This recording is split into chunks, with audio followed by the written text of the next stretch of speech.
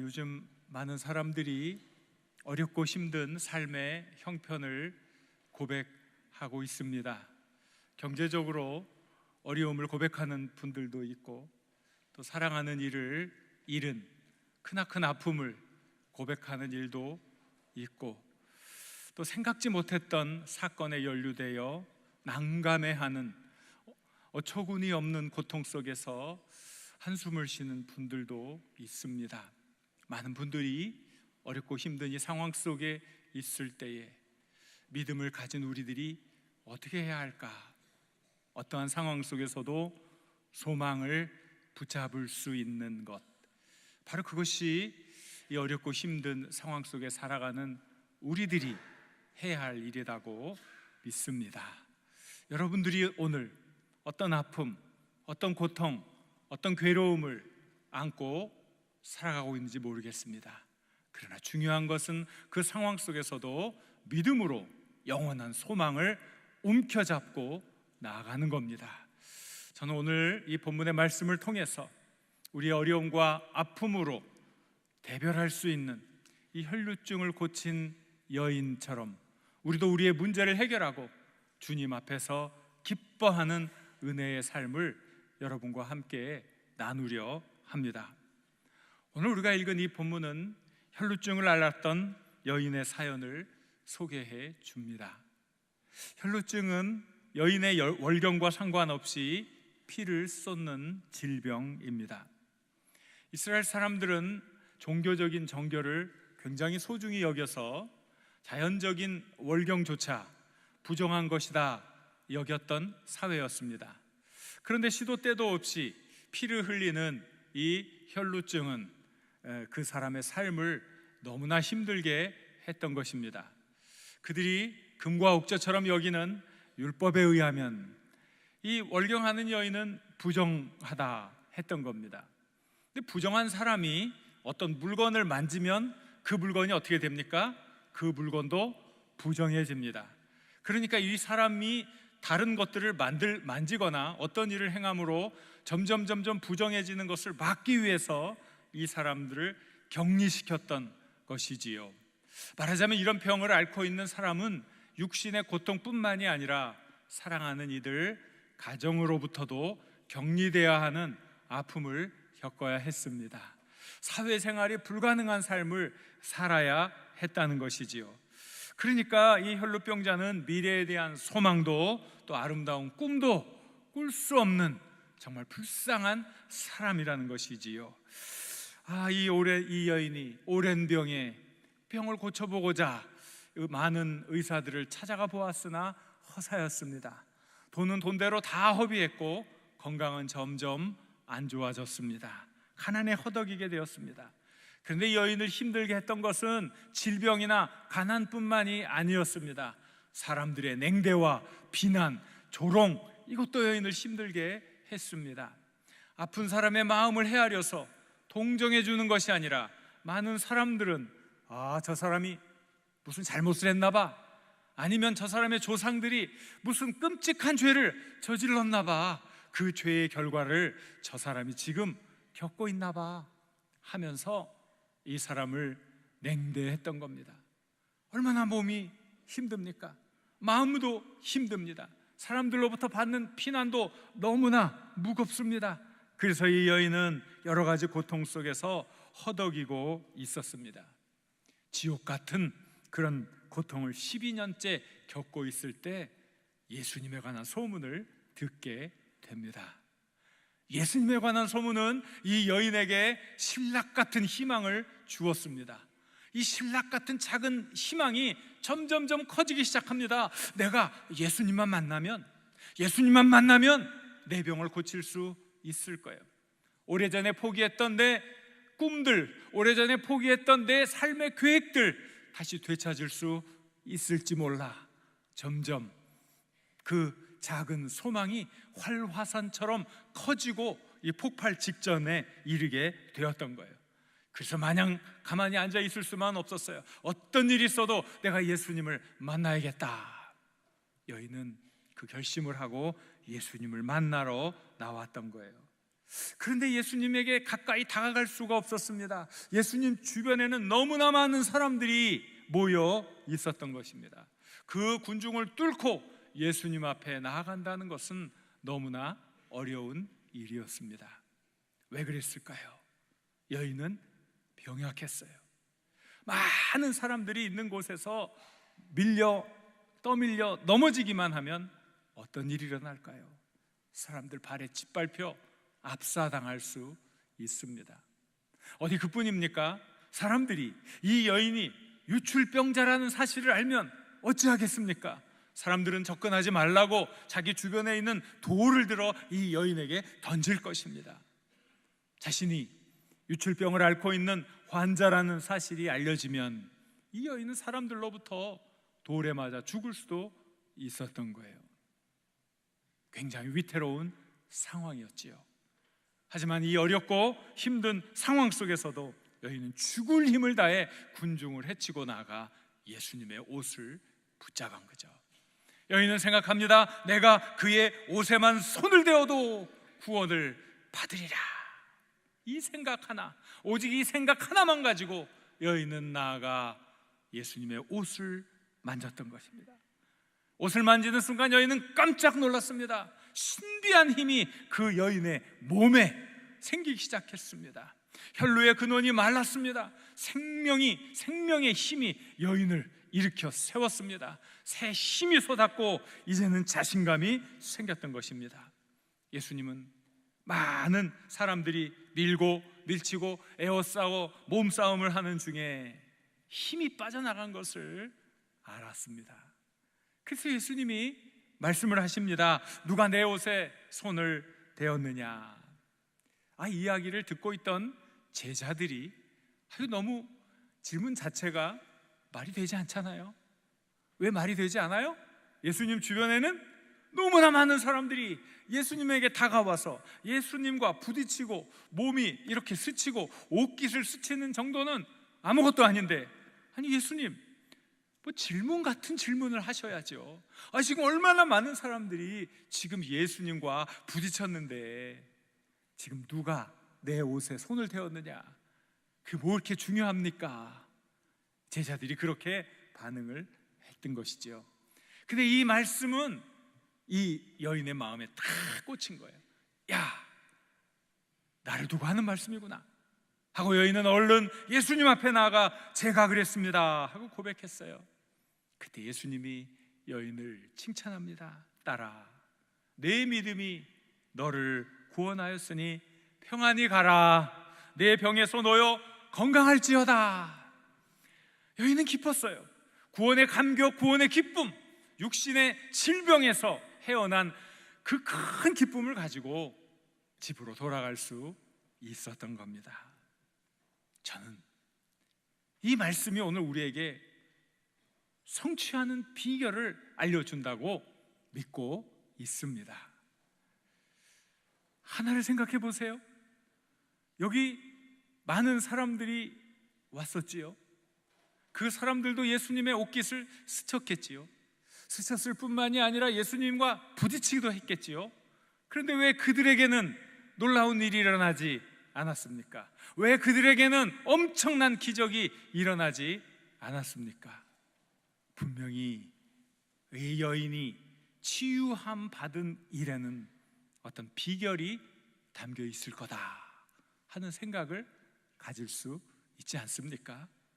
도대체 무엇이 이 여인과 그 많은 사람들을 이렇게 나누게 했을까요?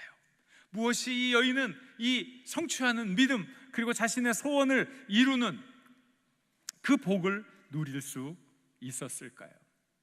저는 우리 성도님들이 이 여인처럼 자신의 문제를 해결할 수 있기를 바랍니다.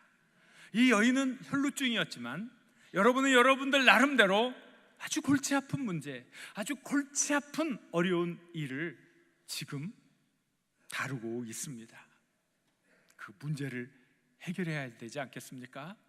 그리고 믿음의 삶을, 굳건한 흔들림이 없는 은혜의 삶을 살아야 하지 않겠습니까? 저는 이 여인의 이 믿음을 우리가 배워야 돼요. 도대체 무엇이 성취하는 믿음인가? 무엇이 간절한 소원을 이루어주는 믿음인가? 우리가 이것을 살펴보자는 거예요. 첫째는 이 여인이 누구에게 나왔어요? 누구에게 나왔어요? 예수님에게 나왔다는 거예요. 예수님에게 나왔다는 거, 이거 정말 중요한 일입니다. 이 여인이 병이 들었을 때 병을 고쳐보려고 많은 의사들을 찾았습니다. 하지만 아무런 효험도 없었고 병은 더 깊어졌습니다. 그것이 바로 인간의 한계입니다. 의사들을 만나 고백을 들어보면 그렇습니다. 사실 인간인 우리가 할 수 있는 일은 대단히 제한적입니다. 어떤 생명력, 그것이 있어야 우리가 어떤 일을 할 수 있습니다. 신앙이 있는 사람은 이렇게 이야기하죠. 인간의 생명은 하나님께 달려 있습니다. 그저 이 의사인 우리가 하는 일은 10% 정도밖에 되지 않습니다. 우리도 그 생명의 놀라운 신비에 그저 감탄하고 놀랄 뿐입니다. 신앙 있는 의사들의 진실된 고백입니다. 이 여인이 누구에게 나왔어요? 예수님에게 나왔어요. 여러분들도 예수님께 나올 수 있기를 바랍니다. 이 여인이 한 말이 굉장히 중요해요. 내가 그의 옷에만 손을 대어도 구원을 얻으리라 그랬어요. 이 말은 단순한 말이 아니에요. 이 여인의 말에는 분명한 이 여인의 신앙 고백이 담겨 있는 거예요. 내가 이분의 옷만 만져도 내가 구원을 받을 거야. 그 의미가 무슨 의미입니까? 예수님이 치료자시다. 예수님이 전능자시다. 예수님이 나의 구원자이시다. 예수님이 나의 문제를 해결해 주실 분이시다 하는 고백이 이 말 속에 담겨 있는 것 아닙니까?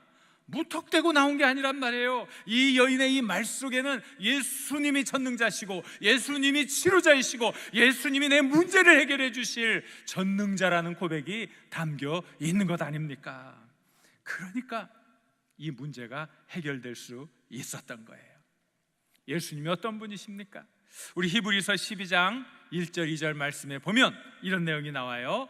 같이 읽어볼까요? 인내로서 우리 앞에 당한 경주를 하며 믿음의 주요 또 온전하게 하시는 이인 예수를 바라보자. 자, 예수님을 설명할 때 뭐라 그랬어요? 예수님이 어떤 분이라고요?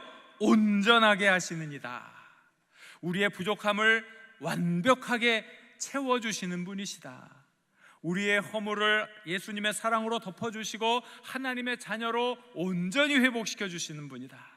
우리의 아픔과 상처를 그 놀라운 사랑과 은혜로 다 채워주시고 한량없는 기쁨을 넘치게 해주실 분이다. 바로 이것이 우리를 온전하게 해주시는 예수님이다 하는 고백입니다. 그러니 우리가 이 예수님을 나오는 게 중요한 거예요. 예수님을 만나는 게 중요한 거예요. 우리가 예수님을 바라보고 나아갈 때 성취할 수 있습니다. 우리가 예수님을 의지하고 나아갈 때 우리의 문제가 해결됩니다.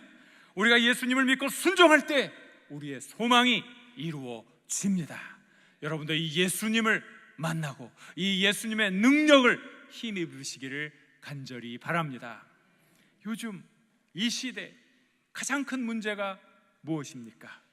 이 시대 가장 큰 문제는요, 상대주의적 가치관입니다. 상대주의적 가치관. 이 상대주의적인 가치관이 뭡니까? 절대적 가치를 인정하지 않는 거예요. 모든 것이 다 제 나름의 가치가 있다고 믿는 거예요.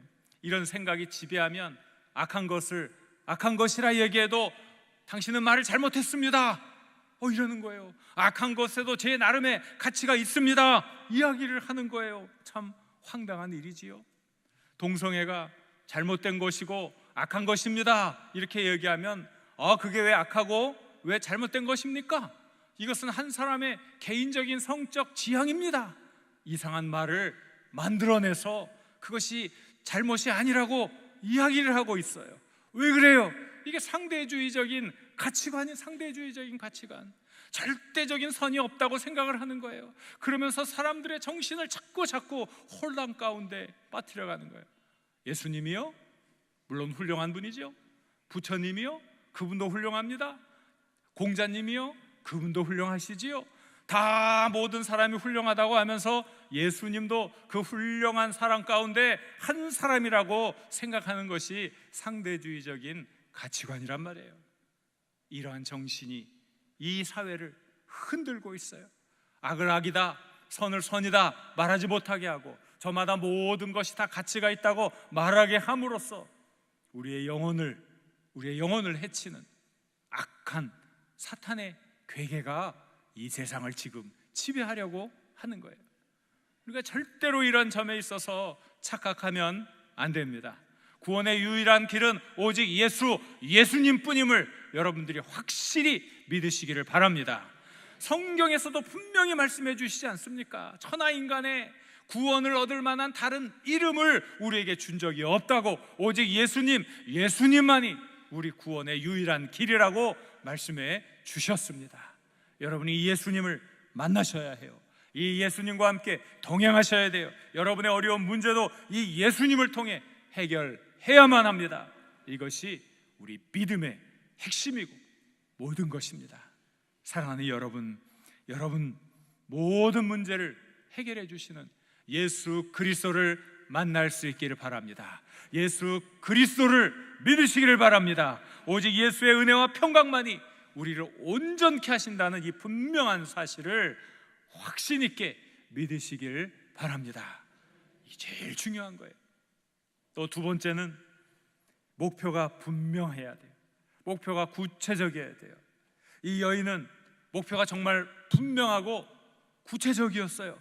반드시 내가 예수님에게 다가가 예수님의 옷을 만져서 내 병을 고치겠다 하는 분명한 목표가 있었다는 거예요. 목표가 분명하면 구체적인 행동이 따라오게 되어 있습니다. 위험을 무릅쓰고 사람들의 틈을 비집고 나가 예수님의 옷자락을 만질 수 있는 것이죠. 기독교 역사에 있어서 가장 큰 업적을 남긴 사람은 사도 바울이다. 많은 사람들이 그렇게 이야기를 하고 인정을 합니다.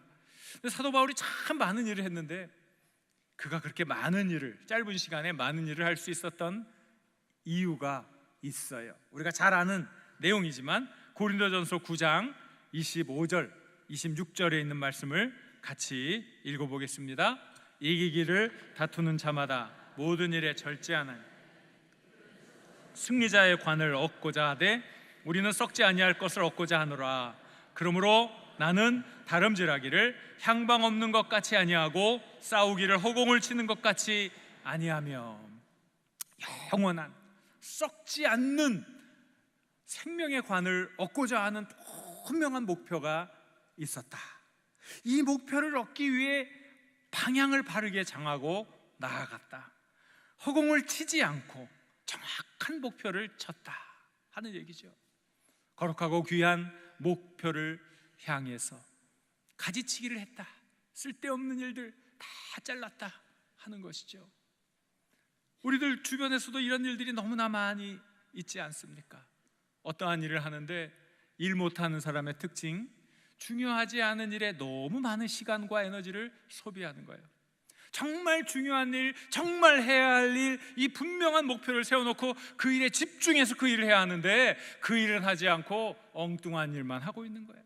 과감하게 잘라버리고 중요한 일을 한다면 정말 성과가 있을 터인데, 그리고 다른 일을, 엉뚱한 일에 나를 지새우는 거예요. 우리가 어떤 일을 하든 구체적이어야 돼요.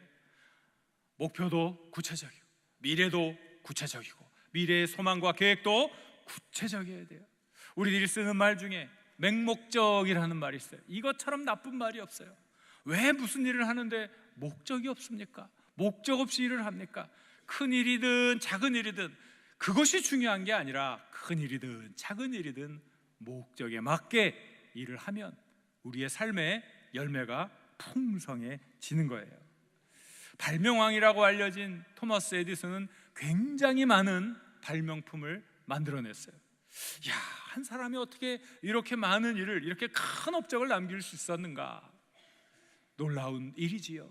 근데 그 사람이, 에디슨이 자신의 삶의 원칙을 몇 가지로 정해놓았다 그래요.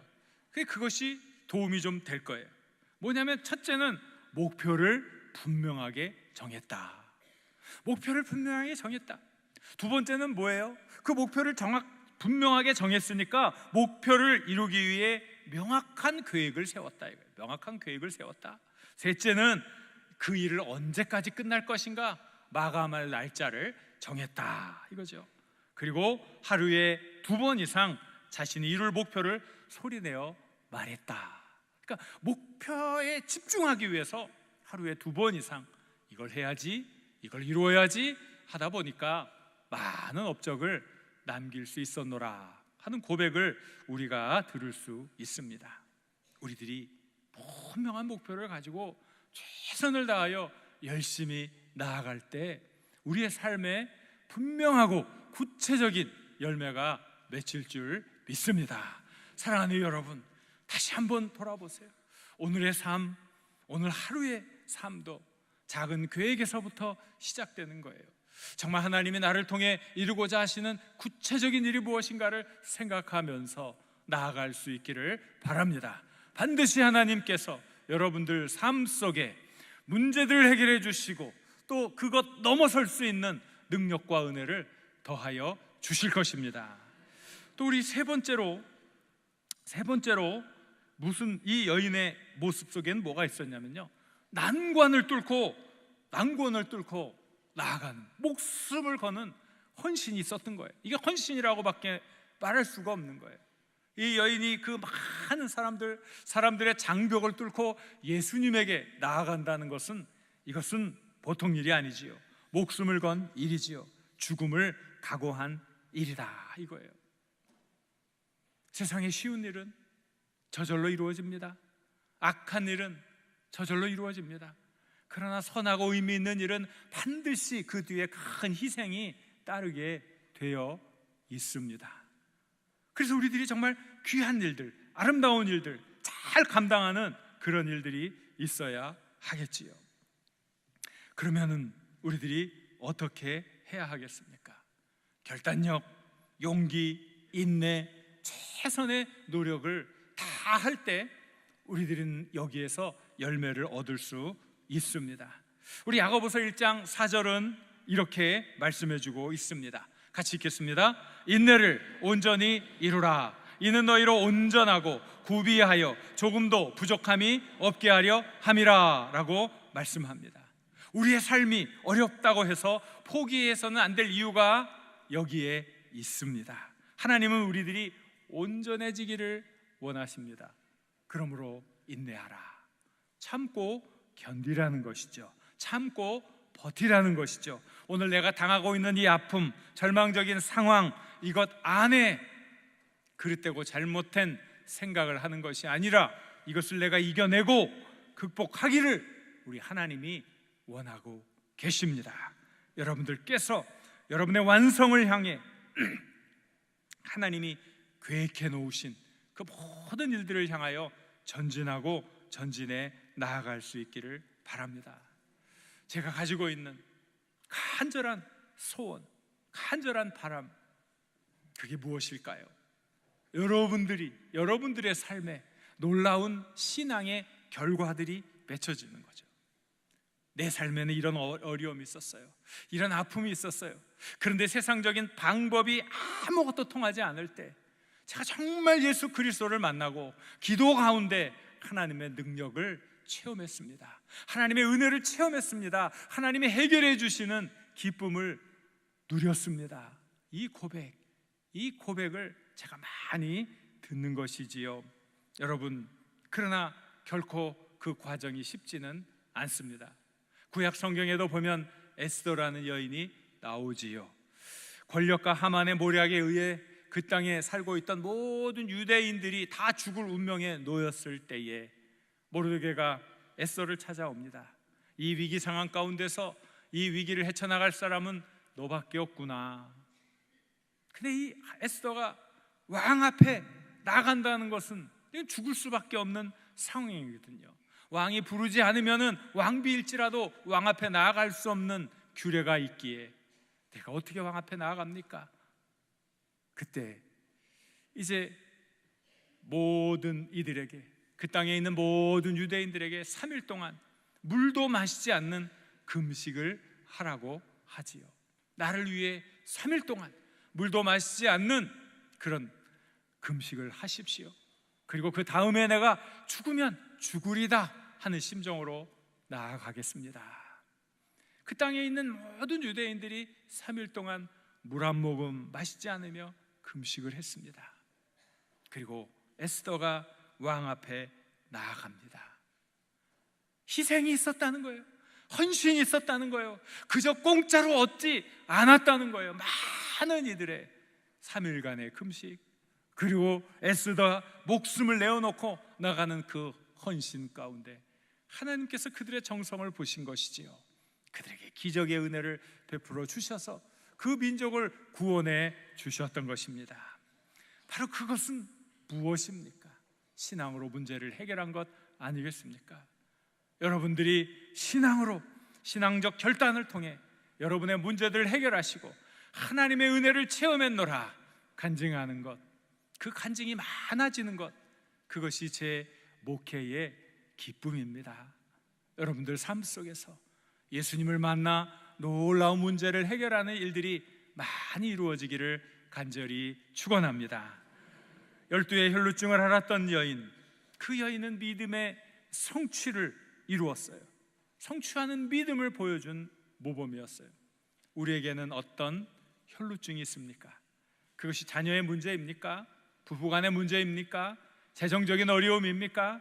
아니면 다른 어떤 고통입니까? 사랑하는 이를 먼저 잃은 아픔입니까? 저마다 가지고 있는 이 혈루증을 해결해야 할 것입니다. 오직 예수 그리스도를 통해서만 이 문제가 해결된다는 사실을 여러분들이 분명히 생각하시고 오늘도 예수 그리스도 앞에 나아가 무릎 꿇으실 수 있기를 바랍니다. 예수 그리스도의 은혜를 체험할 수 있기를 바랍니다. 예수님만이 내 문제를 해결해 주시고 예수님만이 내 인생의 모든 것을 회복시켜 주시는 전능자이심을 믿으시기를 바랍니다. 여러분의 목표를 더욱 구체적이고 선명하게 다듬고 그 일을 위해 최선을 다하시기를 바랍니다. 헌신하는 삶 속에 분명히 놀라운 열매, 놀라운 기적을 하나님께서 베풀어 주실 것입니다.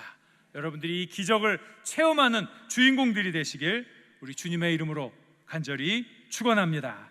우리 함께 기도했으면 좋겠습니다. 하나님 내 삶에 이 놀라운 은혜를 더하여 주셔서 내 많은 문제들이 믿음으로 해결되는 놀라운 성취를 체험케 하여 주옵소서. 우리 주여 한번 부르고 같이 기도합니다. 주여.